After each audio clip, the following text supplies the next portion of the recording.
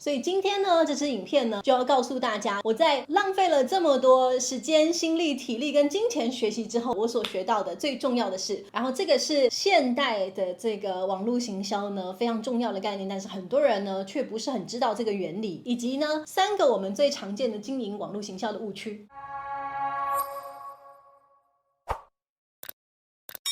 Hello， 大家好，欢迎来到我的理想世界。你是否过去有一些成功的行销或者销售经验？同时，你是否也观察到了网络社群软体已经对整个生态带来了不小的改变？又或者你正在尝试一些新的方式，比如说你试着直播啦，然后你也学习怎么样子拍照啦，然后你也练习用手机做一些剪辑软体，然后自己尝试做一些影片呢？你觉得你学了很多，装备也买了不少，一切看起来都很酷，但问题就是都没有过去的方法来的有效。曾经我也跟大家一样尝试过各式各样的方法，我们试了 Facebook 的社团、Facebook 粉丝专页，做了直播，学习了 Instagram 怎么下 hashtag， 还学习了怎么剪辑影片，还有怎么样子经营 YouTube 频道，天下的经济论坛、商周的圆桌会议，还有你想到的这一些学习型的 app， 樊登读书会、得到、混沌大学，我都会下载，然后付费使用，并且努力的学习。只要我感觉到有机会帮助我在网络社群的这一块能够多一点增长的所有的软体，我都愿意下载、尝试使用，并且学习。花了2年的时间，我现在呢完全可以知道为什么很多人觉得还是没有本来的方式有效。因为这感觉呢，就像你想要学习怎么做饭，然后你就拿了一笔非常多的钱，然后跑到超市去买了最新鲜的鱼、品质最好的肉，买了最棒的青菜、最棒的调料，所有东西都买回家了，还买了特殊的烘烤设备啊，一应俱全。问题是你不知道你今天晚上想要做的是什么菜。又或者呢，很像很多女生一心想要变漂亮，她们想要增进自己的穿搭，她就去百货公司买了当季最流行的衣服、鞋子，买了当季最流行的眼影跟口红的色号，还去做了最厉害的头发、最棒的指甲，然后把所有的东西全部穿上身，但是就是觉得怎么还是跟杂志上看到有一点不太一样，有一点怪怪的，因为你根本就不知道自己希望呈现的风格是什么。所以今天呢，这支影片呢就要告诉大家，我在浪费了这么多时间、心力、体力跟金钱学习之后，我所学到的最重要的事。然后这个是现代的这个网络行销呢非常重要的概念，但是很多人呢却不是很知道这个原理，以及呢3个我们最常见的经营网络行销的误区。所以如果你对这支影片有兴趣呢，请记得一定要看到最后哦。我在看很多人呢在做这个线上转型或者是学习网络行销这一块呢，会有跟我一样的这个问题。其实最重要的并不是这些方法或者是这些很细节的东西，更加重要的是我们应该要去理解时代是怎么样改变的，而这些事情的发生它背后真正的原理是什么。只要能够掌握原理，你就能够掌握一条最重要的道路。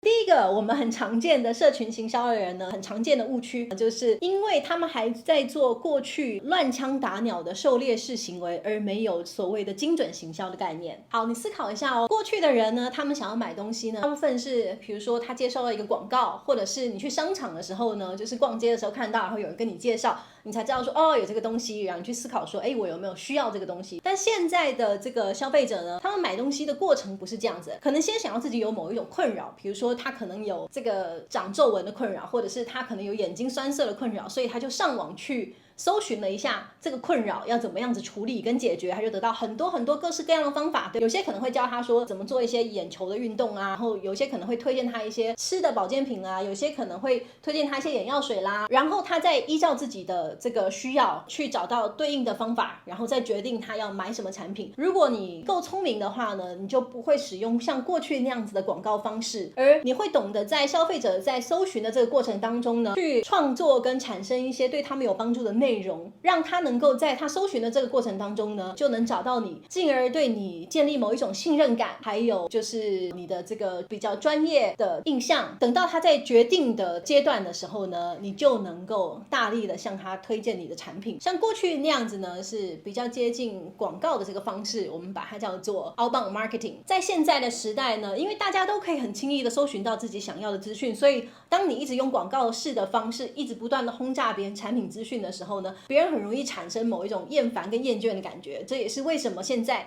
很多的关掉广告的这个软体呢，其实是非常多人愿意付费下载的。那我们现在讲到了当代的显学呢，就是这个所谓的inbound marketing， 其实是透过产生对消费者有帮助的内容，在这个过程当中让他对你建立更深层的这个信任关系，进而建立自己的品牌形象跟印象，从而可以去推荐你觉得适合这个消费者的这个产品。所以呢，没有这个观念的人呢，就会直接在自己的 Facebook 或 Instagram 就直接贴一些类似像是广告一样的这个产品介绍，当然也没有人会很认真的想看，或者是有一些反应。可是更聪明的人呢，他们就懂得去做一些更适合的内容。我觉得这个 inbound marketing 的整个概念最重要就是要从消费者的这个角度去思考，包括当他在产生一个困扰，他想要找到产品的时候，他的整个过程他是发生了什么样子的心理状态跟变化，然后在这个过程当中呢，先提供给消费者他需要的帮助，他需要的资讯，对他来说有帮助的内容，让他透过这样子的内容呢跟你产生信赖感之后呢，进而最后能够从你这边呢就是找到合适的建议，推荐他合适的商品，这时候他才会开始比价，然后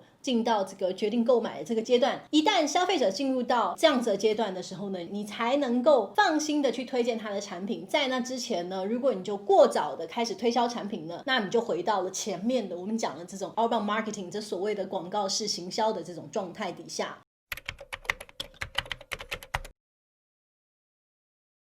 那第二个就是想做社群行销的人呢，经常有的一个误区是什么呢？就是他们没有所谓的 SEO 自然流量的这个概念，就是大部分的人呢没有能够被自然流量搜寻到的这个概念，所以他们可能做了非常好的内容，非常精致的影片，但是呢只放在自己的 Facebook 或者是没有在 Instagram 上面下出正确的标签，也没有在 YouTube 上面下出正确的标签。这所谓的标签就是当别人在搜寻的时候，他用什么样子的关键字能够搜寻到。因此呢，即使你的内容做得再好，能够看到的依然只有那一批小小的人。如果你希望现在的消费者当他产生困扰的时候呢，他能够搜寻到你提供的有价值的内容，进而对你产生信赖感，然后有机会购买你的产品的话呢，那你肯定是要在这个点上面多下琢磨的。那我看到很多做了很好的内容的人呢，他们可能只局限在自己的 Facebook 上面，我觉得这个是我看到非常可惜的一点，因为他们并没有应该要被搜寻到的这个概念。那我就举一个很血淋淋的例子给大家听，这样大家都知道 Newsing 有一个很有名的产品叫做 Lumi Spa。那我有一个很可爱的伙伴，他本身也非常风趣幽默，他就在这个 Lumi Spa 呢准备上市的时候，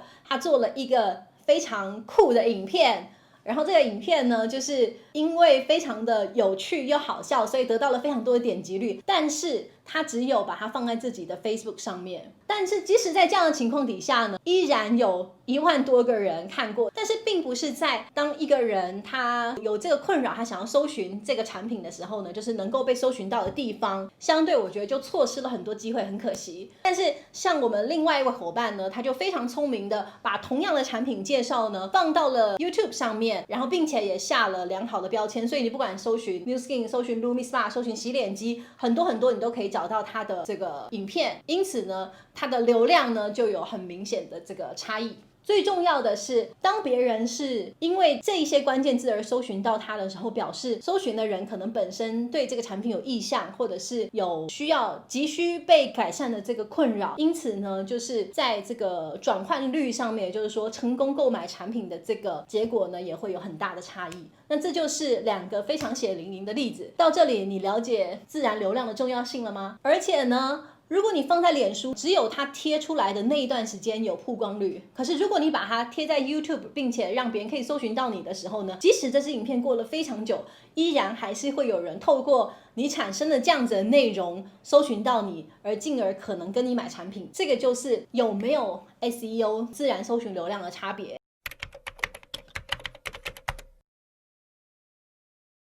第3个很常见的做社群行销的误区呢，就是品牌定位不够清楚。什么意思呢？我来举一个例子给大家听好了。比如说，假设你今天长得很帅又很有才华，那你当然就可以把自己包装成偶像型的这个歌手。所以大部分的人呢，不是不努力或者是做不好，是因为没有一个有经验的人呢来帮他做这个明确的定位。你想，如果谢金燕硬是要做成蔡依林，纳豆硬是要做成周杰伦，那也蛮尴尬的。但是谢金燕是谢金燕，纳豆是纳豆，这个定位就非常非常的好。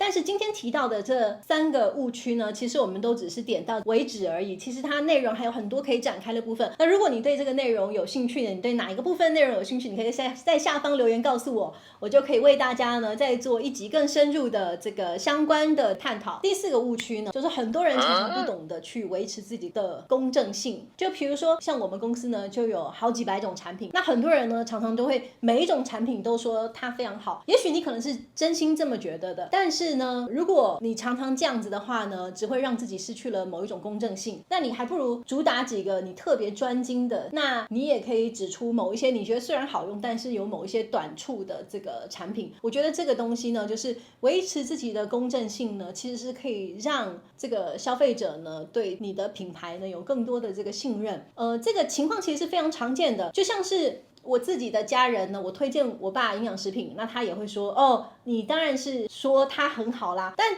你要想哦，我的爸爸难道会觉得我会骗他吗？对，也不至于吧，也不可能。会质疑我的专业吗？他也知道我从小就很会念书，然后我念的也是类似的这个科系，所以呢，我对这个东西的理解肯定不是随便道听途说的。那我当然他是我自己的爸爸，我更加不可能骗他，但是他还是会有担心跟质疑。他的质疑出现在哪里呢？出现在我是不是因为我自己在这个样子的产业里面呢，所以我失去了某一种公平跟公正性。所以如果你可以在这个部分上面注意的话，也能够为自己建立更好的一个品牌形象。还有你自己推荐的产品呢，一定要跟自己的这个品牌形象符合，你不能什么都想抓，因为这样子呢，除了会让消费者抓不到你自己的品牌定位是什么呢，也会影响他们对你的这个公平公正性的信任。为什么你需要做精准营销呢？因为你需要在别人真的需要这个东西的时候，然后非常不带有偏颇的去分析每一种方式的优劣之处，这样子呢，别人才能够就是更公正客观的去理解很多的东西，也会对你这个人呢格外的信任。不然的话就会觉得你当然推荐你们自家的产品就会有一点偏颇。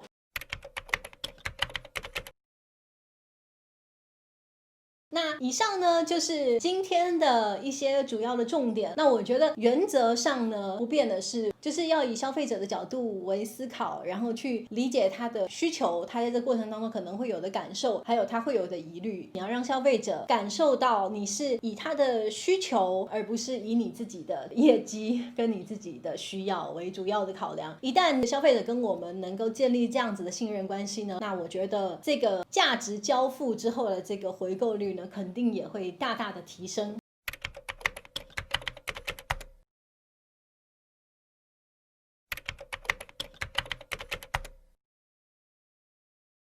但是呢，回到我自己当时做这个 YouTube 的原始的初衷，就是我希望能够唤醒更多的人对于网络行销的意识，然后能够跟着时代一起成长、进步跟改变，而不是成为时代洪流底下的牺牲品。所以呢，就是我想呢，透过这个频道呢，把我自己摸索的艰辛旅程呢记录下来，然后同时呢，也提供给大家一些真正有用的讯息。所以如果你想知道更多呢，就是你可以点击下方的连结，然后就可以领取我为大家准备能够对大家有帮助的一些资讯。那希望今天的影片有帮助到大家，一样记得要订阅、按赞、点击小铃铛，记得打开点选全部，这样你才不会错过任何一个精彩的内容哦。拜拜。